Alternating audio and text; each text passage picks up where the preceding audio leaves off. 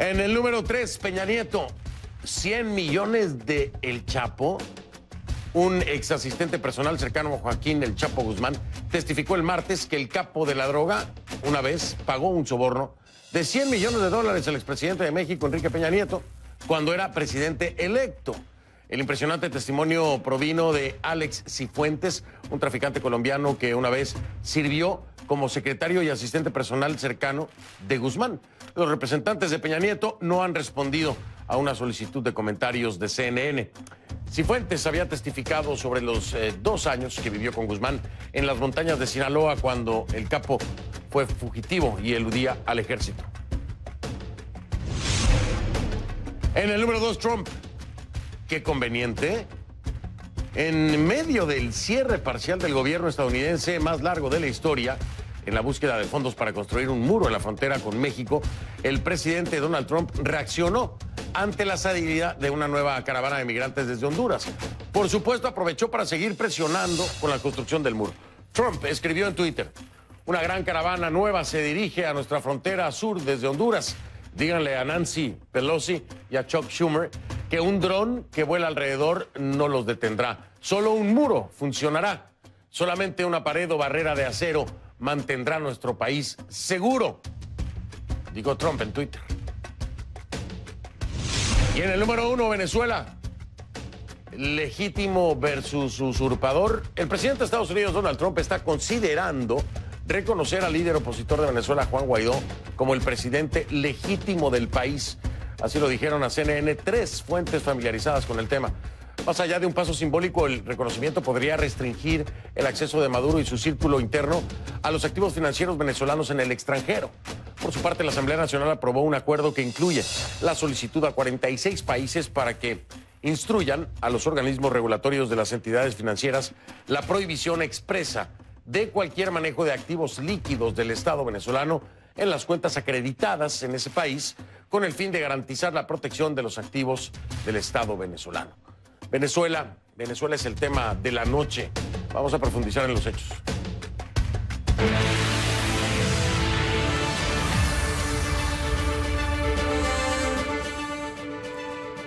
Pero antes de iniciar con Venezuela, el Chapo podría testificar en su propio juicio. Jeffrey Lichtman, uno de sus abogados, confirmó que su nombre se incluyó en la lista de testigos potenciales de la defensa, un testimonio que promete ser muy revelador. Y también así lo fue en la sesión del día de hoy, porque los testimonios del juicio contra el Chapo apuntan cada vez más alto. 100 millones de dólares. Esa es la cifra a la que asciende el supuesto, presunto soborno que habría aceptado el expresidente de México, Enrique Peña Nieto. Claro, esto según el impactante testimonio del narcotraficante colombiano Alex Cifuentes en el juicio contra el narcotraficante mexicano Joaquín El Chapo Guzmán. Cifuentes fue secretario y ayudante personal del Chapo durante varios años. La revelación fue incitada por uno de los abogados del Chapo, es Jeffrey Lichtman, el mismo hombre que durante los argumentos iniciales del juicio dijo que el entonces presidente Enrique Peña Nieto y otros expresidentes recibieron cientos de millones de dólares en sobornos del narcotráfico. Según las declaraciones de Cifuentes, el dinero se habría entregado a Peña Nieto en octubre de 2012, cuando era presidente electo, aunque también señaló estar confundido sobre la cantidad exacta del soborno. En 2016 y 2017 sí había hablado de 100 millones. Ahora, el narcotraficante colombiano también habría informado a las autoridades estadounidenses de que su asistente personal trabajó para el estratega político JJ Rendón y que esa misma persona le habría enviado fotografías de maletas llenas de efectivo dentro del avión privado de Rendón, de JJ Rendón, quien lideraba la campaña de Peña Nieto. Sin embargo, en una segunda pregunta de seguimiento, el mismo Cifuentes dice no estar seguro de que era la fotografía en el avión de JJ Rendón. Declaraciones completamente contradictorias. Pero antes de comenzar este programa, busqué personalmente la reacción de JJ Rendón. Él mismo me dijo que niega todos los señalamientos, que está dispuesto a ser investigado por los hechos que nombra Cifuentes y, por supuesto, dice, ni al caso. con estas declaraciones. Tal cual me lo dijo JJ Rendón. Por su parte, Peña Nieto no ha respondido a una solicitud de comentarios de CNN. Anteriormente, desde su equipo, sí negaron que hubiera recibido cualquier tipo de soborno. Ahora, a propósito del testimonio de Cifuentes y de estas contradictorias declaraciones sobre las fotografías desde el supuesto avión de JJ Rendón y después de no estar seguro de dónde se había tomado la fotografía, hablé con JJ Rendón, aceptó estar conmigo este próximo viernes. Vamos a estar hablando aquí con él sobre estos señalamientos de Cifuentes, por supuesto, y al mismo tiempo aprovecharemos para hablar profundamente sobre el caso o el tema Venezuela. Este próximo viernes, aquí en Conclusiones, una hora completa con JJ Rendón. Dos temas, el Chapo y los señalamientos de Cifuentes y Venezuela. Esto será el próximo viernes. Bien. La etiqueta numeral ConcluTrump Guaidó. La etiqueta va a ser, el hashtag es ConcluTrump Guaidó. Es la etiqueta que vamos a estar utilizando. Pueden enviar sus comentarios con esta etiqueta ConcluTrump Guaidó a mi cuenta en Twitter, @soyfdelrincón, @soyfdelrincón. Ahí está la etiqueta ConcluTrump Guaidó. Ahora va a entender por qué Trump Guaidó. @soyfdelrincón. Esa es la cuenta en Twitter, es la única que tengo. A ver, Venezuela vive un ajedrez político incierto y es que gobierno y oposición se están desconociendo mutuamente, ¿no? Activando así una guerra de poderes, confusa para algunos, para otros no, depende a quién le pregunte, pero sí desde el punto de vista constitucional, impactante desde el punto de vista político, ¿no? Para empezar, este martes, la Asamblea Nacional, de mayoría opositora, declaró a Nicolás Maduro como un usurpador de la presidencia y anunció la decisión de asumir las competencias del Ejecutivo, como ya lo hemos venido diciendo, respaldados en los artículos constitucionales 233, 250 y 333 de la Constitución de Venezuela, que establecen que ante una falta absoluta o abandono del cargo de la presidencia y ante la presencia de un poder ilegítimo, el presidente del Parlamento, que es en este caso Juan Guaidó, el opositor, puede ejercer la presidencia de la República como encargado hasta que se lleven a cabo nuevas elecciones. Vamos a escuchar a Juan Guaidó. Se aprueba un acuerdo histórico que le pido a Secretaría remita de inmediato a todo el cuerpo diplomático acreditado en nuestro país, donde este Parlamento Nacional asume las competencias que le da la Constitución, asume los artículos 233, 333, 350 de nuestra Constitución, que nos permite avanzar claramente en el cese de la usurpación, el gobierno de transición y, por supuesto, una elección libre.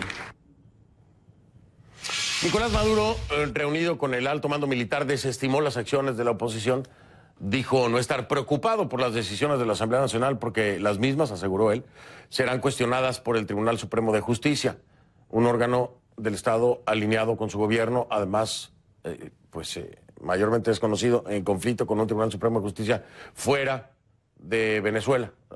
¿No? Están ahí, lo traigo a la mesa porque esta dualidad ya tiene un tiempo, ¿no? Este Tribunal Supremo de Justicia en el exilio, el Tribunal Supremo de Justicia de Maduro, ahora Juan Guaidó, Maduro, en fin. Pero mire lo que dijo Nicolás. Tranquilo todo el mundo. Que ellos hagan su juego de burla. Que aquí hay justicia y aquí hay ley. Y aquí hay un Tribunal Supremo de Justicia que pondrá las cosas en su lugar. El que quiera burlarse de la Constitución y jugar a la política, bueno, tendrá que enfrentarse a la Constitución, a las leyes y a los tribunales. Y los tribunales pondrán la cosa en su lugar, como siempre. Ahora, la estrategia de la oposición no para ahí, ¿no? Este martes en sesión también decretaron una ley de amnistía a militares y civiles que quieran ser protegidos ante una eventual sublevación en contra del régimen de Maduro e informaron que el texto será distribuido en todas las unidades y cuarteles para invitar a las Fuerzas Armadas a participar en un proceso de transición de gobierno y de restitución del orden constitucional. Para poner en práctica estos decretos, la oposición ha pedido el respaldo de la comunidad internacional, un respaldo que cada vez ruge más fuerte, ¿sí? Porque, por ejemplo, el vicepresidente de Estados Unidos, Mike Pence, llamó por teléfono el día de hoy a Guaidó para aplaudir el liderazgo del Parlamento, para pedirle unidad a los sectores opositores y para reafirmar el apoyo absoluto del gobierno estadounidense a la Asamblea Nacional, por supuesto, a Guaidó, por supuesto. Y esto hasta que la democracia sea restituida Así lo señala un comunicado de la Casa Blanca. Y al mismo tiempo, 3 fuentes diferentes nos confirmaron a CNN, que el presidente Donald Trump está considerando reconocer a Juan Guaidó como el presidente encargado de Venezuela. Un movimiento muy significativo que podría impulsar, por supuesto, a otros gobiernos de la región a hacer lo mismo.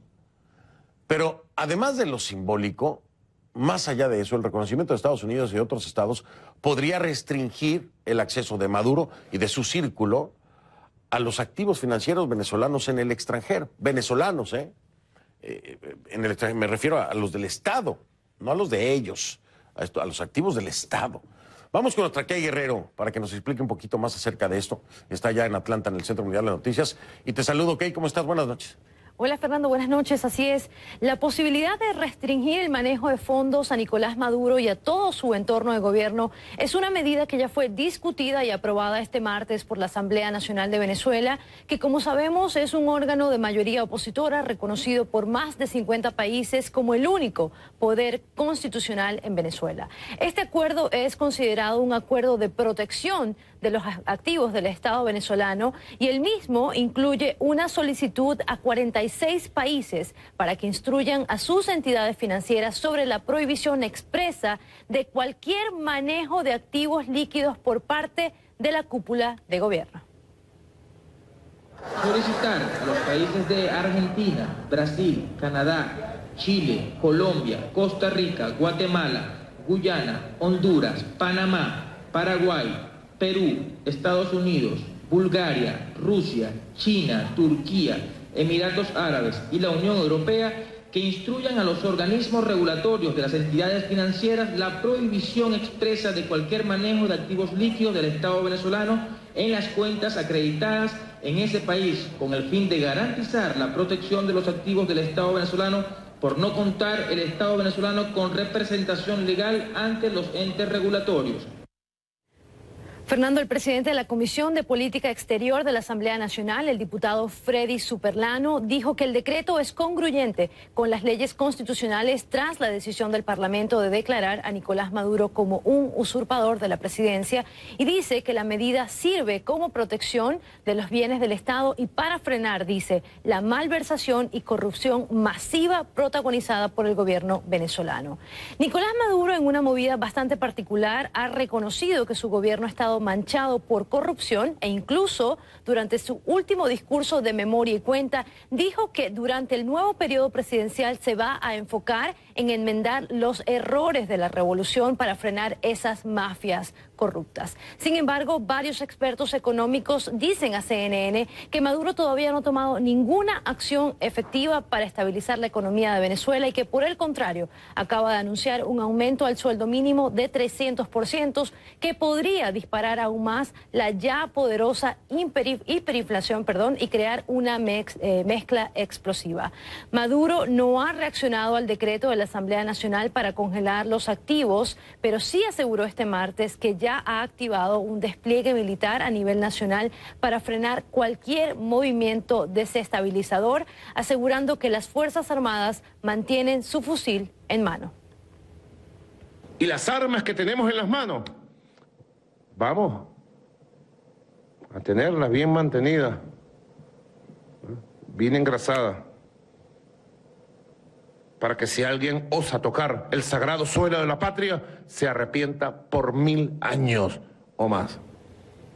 Por último, el ministro de Defensa de Venezuela, Vladimir Padrino López, dijo este martes que los militares venezolanos están dispuestos a morir para defender a Maduro. Fernando. Pues ahí está el punto clave de todo esto que hay la Fuerza Armada Nacional Bolivariana, ¿no? Es uno de los temas recurrentes en cuanto al apoyo de una parte o de la otra y bueno, la ley de amnistía finalmente busca eso, poder motivar a aquellos que disienten del gobierno de Maduro. Kay Guerrero, gracias, Kay, que tengas muy buena noche. Gracias, Fernando, buenas noches. Buenas noches, era Kay Guerrero, la encuentra en Twitter como @KGuerreroCNN, @KGuerreroCNN. Esta noche tengo 2 invitados, la primera de ellas se la presento ahora mismo.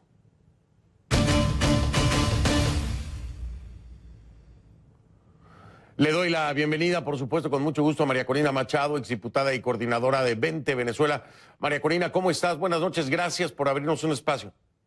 Gracias a ti, Fernando, como siempre. María Corina, de entrada quiero preguntarte, Juan Guaidó, ya hablaste con él, ya te reuniste, ¿Juan Guaidó hoy es o no es el presidente encargado, el presidente legítimo? ¿Es o no? Claro que es el presidente legítimo, así lo establece la Constitución venezolana, y nosotros lo que esperamos es que la comunidad internacional, los países, en primer lugar del hemisferio, lo reconozcan como tal. Importante lo que me acabas de decir, porque vemos repetidamente el reconocimiento a la Asamblea Nacional. Lo escuchábamos hoy del mismo vicepresidente de los Estados Unidos, Mike Pence. 3 fuentes nos han confirmado a nosotros que se baraja la posibilidad de reconocer a Guaidó como el presidente legítimo, pero no hay ningún estado que hoy por hoy, fuera de la Organización de Estados Americanos, no hay ningún estado que lo haya reconocido como tal, que se refiera a Juan Guaidó como el presidente encargado o el presidente legítimo. ¿Por qué crees que sea esto? Este tema de la juramentación y toma de posesión, ¿crees que es lo que está frenando a la comunidad internacional para dar el paso de reconocerlo como el presidente legítimo? ¿O a qué atribuyen que no se dé este paso por parte de los estados? Bueno, en primer lugar, Fernando, esto es un proceso inédito. Nunca antes había ocurrido en nuestro hemisferio. Y la verdad es que tenemos que entender la magnitud de las fuerzas que se están desatando en Venezuela a favor de una transición a la democracia, tanto las fuerzas internas como externas. Estamos enfrentando un régimen que es un estado criminal, no es solo una dictadura convencional, y hemos logrado que finalmente la comunidad internacional decide actuar de manera decisiva. Y es muy importante porque debemos entender que este régimen se ha soportado sobre fuerzas de enorme poder, criminales del mundo, que han estado soportando progresivamente la instalación de todo un sistema de mafias contra las cuales los venezolanos hemos luchado durante 20 años con un sacrificio enorme, gigantesco, y finalmente han confluido fuerzas internas y externas para llegar a este punto. Creo que desde el 4 de enero, cuando se produjo la declaración del Grupo de Lima, para mí es un hito en este proceso, se comenzó a acelerar una serie de acciones para dejar muy claro que esto es un proceso irreversible, que esta oportunidad tenemos que aprovecharla, que la Constitución en Venezuela es clarísima, taxativa, que ante el vacío de poder ocupa la presidencia, el presidente de la Asamblea Nacional, que es Juan Guaidó, y que además hoy en día tiene el apoyo no solamente de la población venezolana, sino, yo debo decírtelo, de la Fuerza Armada Nacional. La inmensa mayoría de nuestros ciudadanos militares están en contra de esta tiranía que ha entregado nuestra soberanía nacional y están a favor de la restitución del orden democrático y de la institucionalidad en nuestro país. Partiendo de tu explicación, María Corina, de forma muy coloquial, te diría, bueno, entonces este arroz ya se coció. Si la Fuerza Armada Nacional Bolivariana ya apoya, dices tú, a Guaidó, si hay reconocimiento de la comunidad internacional a la Asamblea Nacional como el único órgano legítimo, si dentro de Venezuela ya ustedes ven y mencionan y sustentan a Juan Guaidó como el presidente legítimo, entonces, ¿qué falta? ¿Qué sigue, María Corina? Bueno, estamos enfrentando, como te digo, un estado criminal que tiene fuerzas paramilitares, presencia de guerrilla en más del 60% de nuestro territorio, agentes cubanos armados, infiltrados en los 4 componentes de nuestras Fuerzas Armadas, que están aplicando un seguimiento, espionaje implacable, donde recordemos que tenemos cientos de presos políticos, varios cientos de ellos militares que están siendo torturados, amenazados, ellos y sus familias. Y desde luego es un proceso que ha sido complejo, terriblemente doloroso para la sociedad venezolana, pero que finalmente las fuerzas están confluyendo en la dirección que es. Entonces, ¿qué es lo que falta? Yo pienso que la Asamblea Nacional tiene que formalmente reconocer a Juan Guaidó, que asuma como lo que es el presidente legítimo de Venezuela, como establece la Constitución, y en consecuencia se producirá, no tengo la menor duda, el reconocimiento de Juan Guaidó como presidente de la República por parte de los países del hemisferio, del Grupo de Lima, de los Estados Unidos y subsecuentemente de otros países. Y Nicolás Maduro entenderá que por su propio bien lo que conlleva ello es una negociación que establece los términos y garantías para su salida. Es un momento terriblemente peligroso, hay que decirlo. Esto no está resuelto, como tú dices. Son criminales que están soportados por mafias muy complejas, muy peligrosas, que dependen de Venezuela, no solamente para su subsistencia, sino para el crecimiento al cual ellos pretenden darle este proyecto en otras regiones del hemisferio.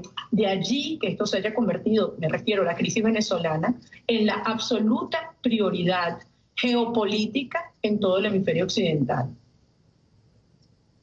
Me respondiste la segunda y la primera también, me lo acabas de decir muy claramente, ¿no? ¿Qué sigue? Que reconozca el mismo Parlamento, la misma Asamblea Nacional a Juan Guaidó como el presidente legítimo, el presidente encargado, el presidente, para que la comunidad internacional reaccione. Era lo que yo te decía, ¿por qué será, no? Que los estados todavía no le dicen, lo reconozco como presidente legítimo. Ahora, independientemente de esto, María Corina, si se da el escenario, vamos a suponer que en la Asamblea Nacional aún no se haga este reconocimiento, esta toma de posesión de Juan Guaidó como presidente legítimo o encargado.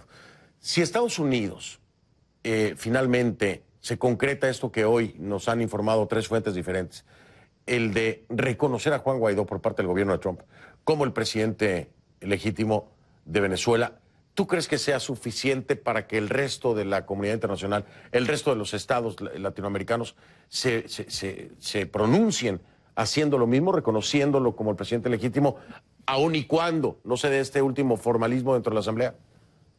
Bueno, en primer lugar, los que dieron el primer paso el 4 de enero fueron los países integrantes del Grupo de Lima. Y ahí hay que reconocer la posición activa, el liderazgo que ha tenido el presidente Duque, el presidente Bolsonaro, el presidente de Perú, varios gobiernos del hemisferio, el presidente Piñera, el presidente Macri, que han estado sumamente, por supuesto, el presidente de Paraguay, que han tenido posiciones inequívocamente firmes con lo que representa un régimen que no reconocen. Insisto, ese 4 de enero fue un punto de quiebre, Fernando, que ha detonado todas estas acciones. Obviamente, Estados Unidos, todo lo que implica en términos de la subsistencia económica del régimen de Maduro, tiene una importancia fundamental, porque en el momento que Estados Unidos reconoce a Juan Guaidó como el presidente legítimo, hay una serie de consecuencias en elementos de orden financiero que van a poner a Nicolás Maduro ya definitivamente frente a la pared. Y no tiene otra opción por su propio bien, como le hemos dicho. Nosotros queremos que Nicolás Maduro salga vivo para que enfrente la justicia, pero tiene que asumir que esto es un proceso irreversible. Más del 90% de los venezolanos están hoy desesperadamente exigiendo su salida y finalmente estas fuerzas coincidieron. Y quiero insistir en algo, Fernando. Esto es un proceso estrictamente apegado a la Constitución, de manera que esperamos los venezolanos que todos los gobiernos, no solo del hemisferio, sino los gobiernos democráticos del mundo, acompañen este proceso sin demora.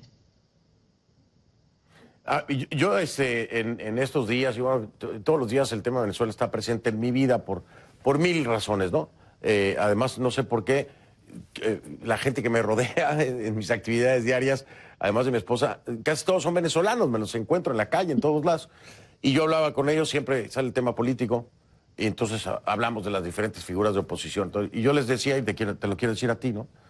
Que la única que mantuvo esta línea de pensamiento, que fue concreta, que no fue contradictoria, que se mantuvo en cuanto a los procesos y los pasos y lo que se tenía que hacer, incluso la que pedía el 233, era María Corina Machado. Me parece que así eres percibida por muchos venezolanos, como alguien que se ha mantenido en la línea, que no ha sido contradictoria, que la han calificado incluso de radical, pero hoy el 233 que María Corina Machado pedía, ahí está, ¿no? Finalmente el tiempo te da la razón en este sentido.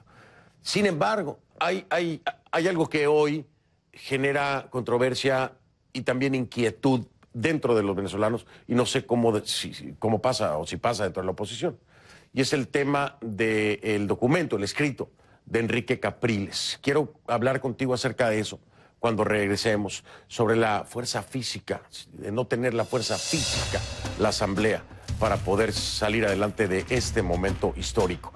María Corina Machado está conmigo, hablo con ella acerca de esto, porque finalmente, bueno, es la oposición la que busca este liderazgo y esta unión, pero aquí hay una voz que para muchos, no lo digo yo así, para muchos es disidente en el momento que se vive, ¿no?, en Venezuela. Hablamos, a ver qué opina María Corina después de la pausa. Es Venezuela, la pregunta, ¿el legítimo contra el usurpador? Por lo pronto, el presidente de Estados Unidos, Donald Trump, ya está considerando reconocer al líder opositor de Venezuela, Juan Guaidó, como el presidente legítimo del país. Ya ven.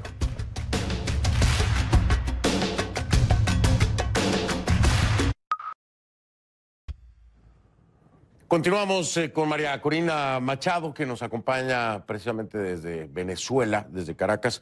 María Corina, aquí en un momento importantísimo, en donde de nueva cuenta se busca la unificación, la cordura, la sintonía de la oposición en Venezuela, lo estamos viendo dentro de la Asamblea Nacional, en un movimiento coordinado.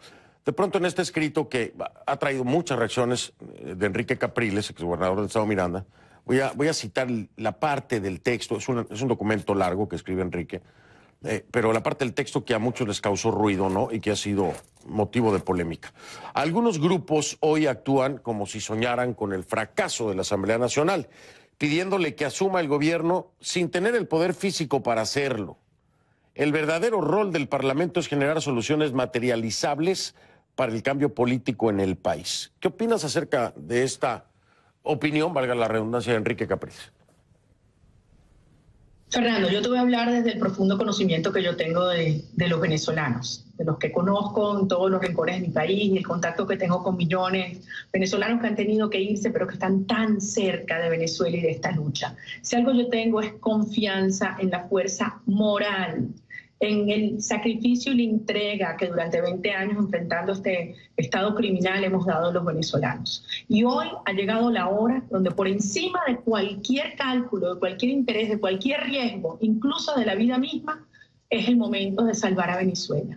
Yo sí confío en la fuerza institucional que hay en el Parlamento, la fuerza institucional que hay en la Fuerza Armada Nacional, la fuerza moral y la fuerza física que hay en los venezolanos, en un momento donde tenemos conciencia de lo que está en juego y desde luego en las fuerzas internacionales que se están desplegando en el ámbito diplomático, económico, judicial, policial. Así, juntas sí funcionan. Y esta es la hora del coraje, la hora de llamar a cada diputado, a cada militar, a cada trabajador petrolero, a cada estudiante, a cada ama de casa, que tenemos que, como un solo ciudadano unido, apoyar en este momento a Juan Guaidó como presidente legítimo de Venezuela y que todo este proceso, que no es sencillo, yo repito lo que te dije antes, esto no está listo. Obviamente estamos enfrentando un régimen criminal que se defiende a la fuerza y sabemos lo que son capaces de hacer. Pero hoy, como nunca, tenemos claro cuál es el camino y hay que recorrerlo. Y te digo, en este momento, como nunca antes, están dadas las condiciones para provocar una ruptura histórica. No se trata de sacar solamente a Maduro o un partido o incluso un régimen. Es todo un sistema de mafias que vamos a desmontar y vamos a reconstruir una Venezuela con instituciones sólidas, con Estado de Derecho, donde haya la posibilidad de atraer enormes inversiones, atender una catástrofe humanitaria que merita una reacción, una solución inmediata y desde luego abrirnos al mundo, a las nuevas ideas, al talento para reconstruir este país.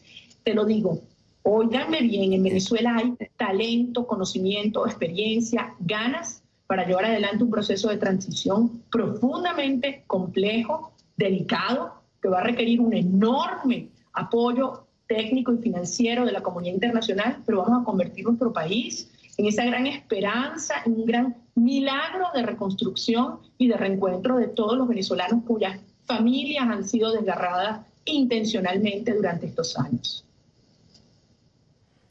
María Corina Machado, con el 233, y ya para cerrar así rapidito, con el 233 digo porque María Corina lo pedía antes de que se dieran estas cosas. ¿Cómo te fue con Juan Guaidó cuando hablaste con él? ¿Cómo lo sentiste? ¿Y cuál fue el punto más sensible que tocar? Fue muy bien. Es un momento en el cual los ciudadanos nos vemos a los ojos, nos reconocemos, entendemos la magnitud de la responsabilidad histórica que tenemos, millones de venezolanos incluso que no han nacido, su vida va a depender de que hagamos las cosas bien en estas horas. Yo confío en que Juan Guaidó va a cumplir esta responsabilidad histórica y lo que le dije, te lo repito, no estás solo. Cualquier amenaza que enfrentes me tendrás a tu lado y tendrás a millones de venezolanos respaldando esta ruta que es la correcta. Esta es la hora del coraje, la hora de la verdad. Hemos luchado durante muchos años para que este momento llegue. Y óyeme, Fernando, lo vamos a lograr y nos vamos a reencontrar y tú vas a venir aquí a Venezuela a reportarle al mundo entero lo que es esa alegría desbordante de una Venezuela que se ha liberado y que habrá aprendido profundísimas lecciones para que nunca, jamás vuelva a instalarse una tiranía en suelo venezolano. Muchas ganas que tengo de ir a Venezuela, muchísimas ganas. Por el momento no puedo entrar, pero muchas ganas que tengo, muchísimas ganas que tengo de ir a Venezuela. María Corina, mil gracias. Buenas noches, sé que estás con agenda apretada, pero te agradezco que hayas abierto este espacio para nosotros. Gracias, aquí como siempre. Gracias, María Corina Machado. Desde Caracas voy a regresar para seguir hablando de este tema. El tema de Donald Trump es muy importante, ¿no? El reconocer, imagínese usted que Donald Trump reconozca a Juan Guaidó como el presidente legítimo de Venezuela. ¿Qué pasaría, no? Pero también las sanciones que pudieran aplicar ya van enfocadas concretamente al tema petrolero, aunque eso implicaría un incremento en el combustible en los Estados Unidos, pero bueno, se está barajando, ¿no? Vamos a hablar con alguien que sabe mucho acerca de eso al regresar.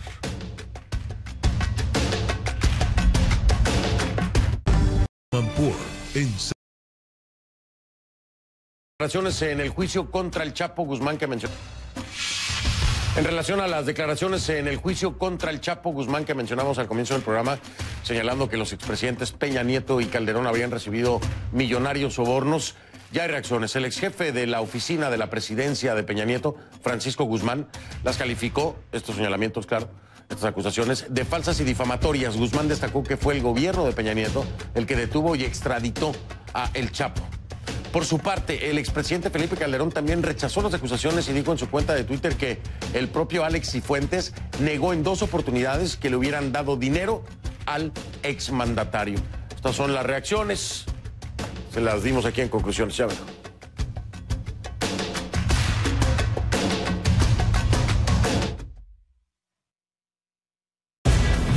Y rediseña nuestra...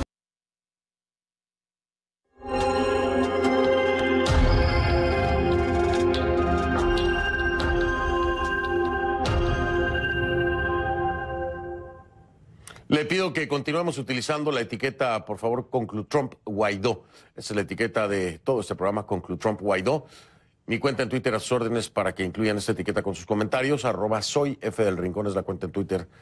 @soyfdelrincón. Voy a dar la bienvenida ahora a Pedro Mario Burelli, es empresario, consultor y un tema muy importante, o un cargo muy importante, exdirector de Petróleos de Venezuela. Pedro Mario, de nueva cuenta, mil gracias por acompañarnos. Buenas noches. Buenas noches, Fernando. ¿Cómo estás? Bien, gracias. Bueno, tú estás perfectamente enterado de todo lo que está ocurriendo, no solo en Venezuela, sino en los Estados Unidos, en torno al tema de Venezuela. Esto que escuchábamos hoy de la posible o de la posibilidad de que se reconozca a Guaidó por parte del gobierno de Trump como el presidente legítimo o el presidente electo, también va acompañado de posibles nuevas sanciones, pero que ya impactarían directamente el tema del petróleo, mi estimado Pedro Mario.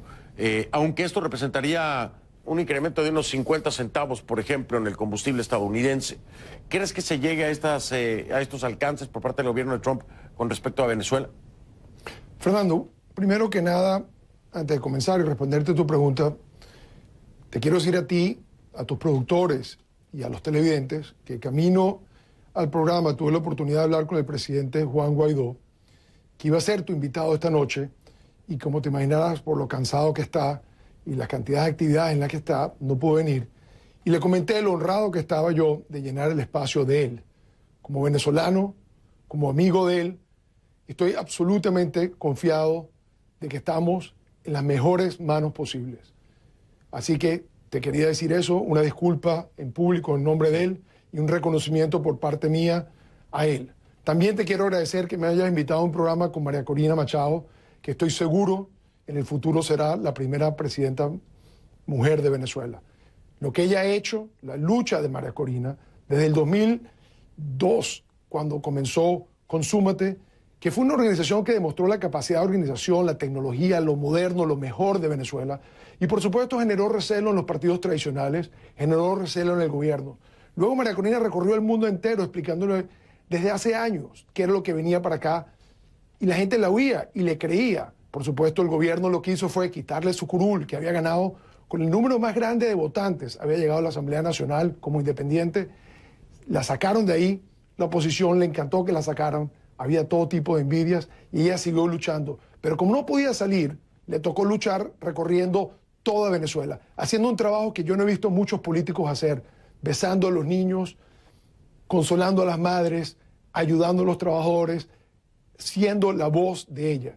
Toda una madre. Y yo puedo decir que la conozco y he visto el sufrimiento, he visto que ella vive con sus hijos afuera para poderle dar seguridad. Esa distancia de tener a sus hijos fuera, que en el caso mío, gracias a Dios, con muchísima más tranquilidad, también los tengo lejos y los extraño mucho. Pero María Corina estar luchando en Venezuela, sin sus hijos con ella, simplemente por el miedo que tiene de que le pase algo, eso es algo que tenemos que reconocer. Dicho eso, no te preocupes por las sanciones. No hay necesidad de las sanciones. Esta película está a punto de terminar.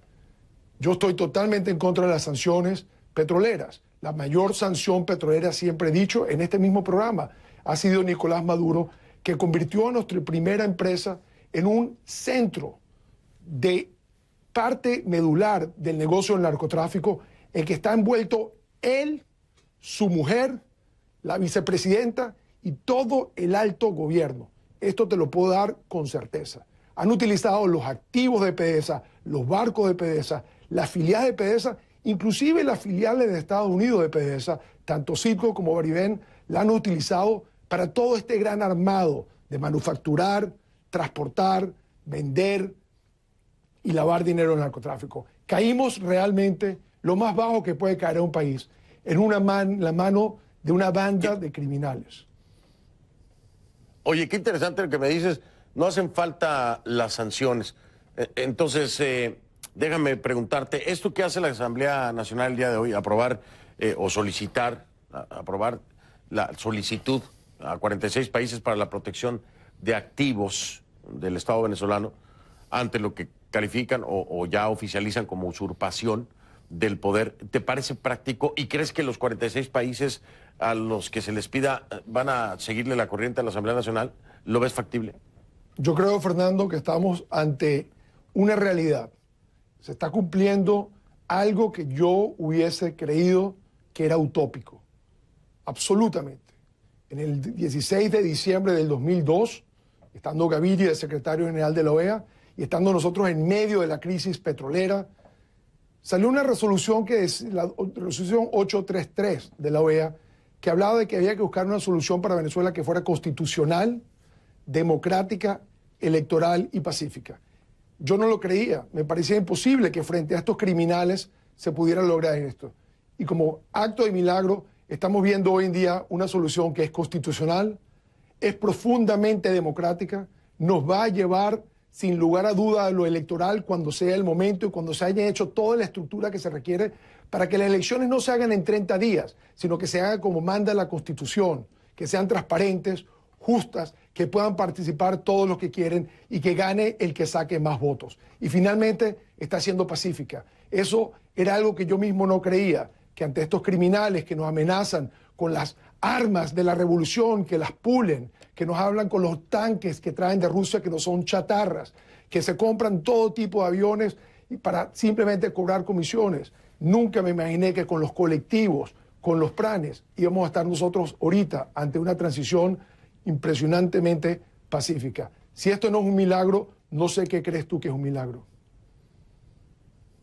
Déjame, Pedro Mario, marcar una pausa porque quisiera escuchar tu punto en torno a algo que tú y yo hemos platicado, lo hemos platicado en varias ocasiones, ¿no?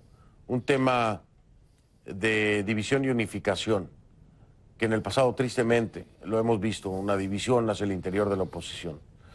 Y hoy se busca una unificación en un momento histórico, pero viene esta voz que algunos califican como disidente, otros le dan su punto en un artículo de opinión, y estoy hablándote de Enrique Capriles. Sabes perfectamente, me imagino, estás enterado del texto y sobre todo del fragmento que ha generado una gran polémica. Quiero escuchar tu punto en torno a esto.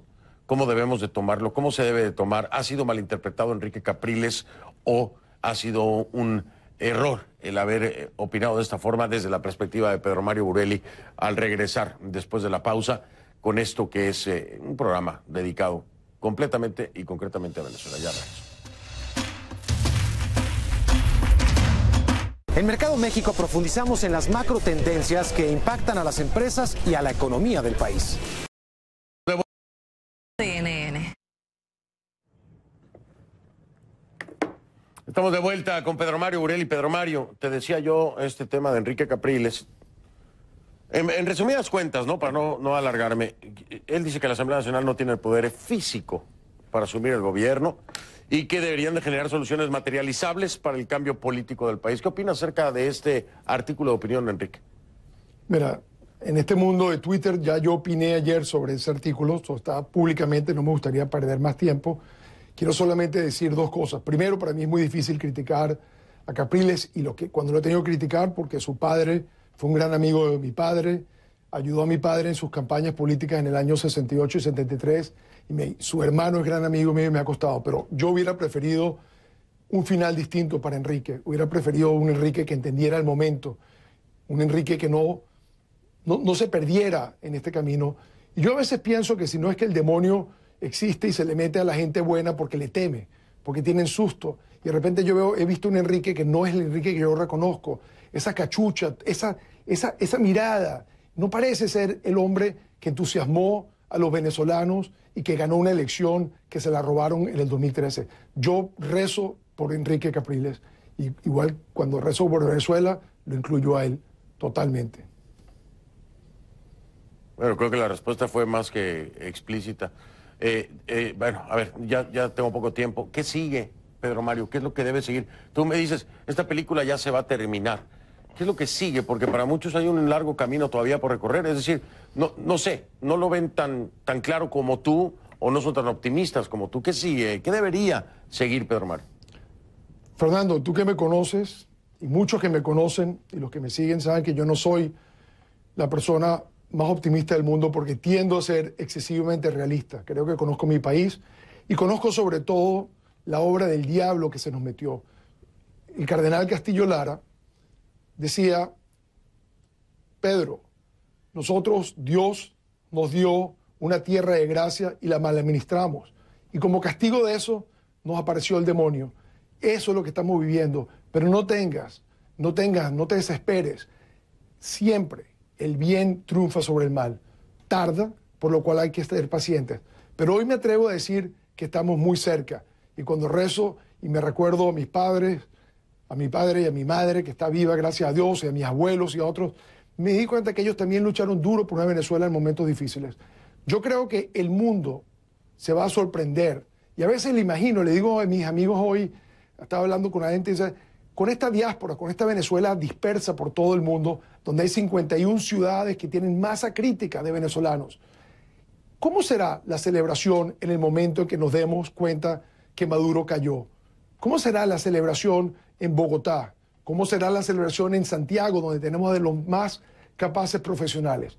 Y por cierto, ¿cómo será en Brasil, donde el presidente Bolsonaro, que fue elegido simple y llanamente por una línea con principios duros, y lo criticaban los medios y la izquierda, y resulta que tiene 75% de aprobación en las encuestas? Algo debe conocer, y él fue la última pieza que encajó el juego de las Américas. Esta no es una solución que inventó Donald Trump, esto es una solución de las Américas. Y sí, Fernando, no me voy a adelantar a un tuit del presidente Trump, porque no quiero que se ponga bravo conmigo, pero vas a ver muy rápido el reconocimiento de Juan Guaidó como presidente por los presidentes de América Latina y los presidentes de las Américas, América del Norte. Y quiero mencionar rápidamente uno que comparte las dos primeras letras del nombre con Trump. El presidente Trudeau de Canadá le vamos a tener que reconocer, porque callado y con una canciller tremendamente fuerte, fue una pieza clave en la lucha y una pieza clave en la declaración del Grupo de Lima. Muy interesante, Pedro Mario. Me tengo que ir, siempre es muy interesante. Y quiero decirle que esa pregunta, yo no se la he respondido, pero me mandó la pregunta a Pedro Mario Borelli. Fernando, ¿dónde te gustaría estar en el momento en que saliera Maduro del poder? Todavía no le encuentro la respuesta a Pedro Mario. Ahí cuando la tenga te la mando porque... No sé Fernando, Fernando, nos vemos en Caracas. Oye, me voy. Perdón, me voy porque si no me mata mi productor. Te la respondo cuando sepa. Muchas gracias, Pedro Mario Borelli. Saludos en Washington.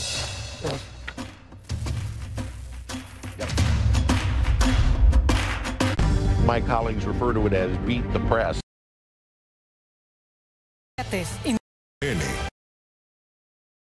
Muchas gracias. Pásenla.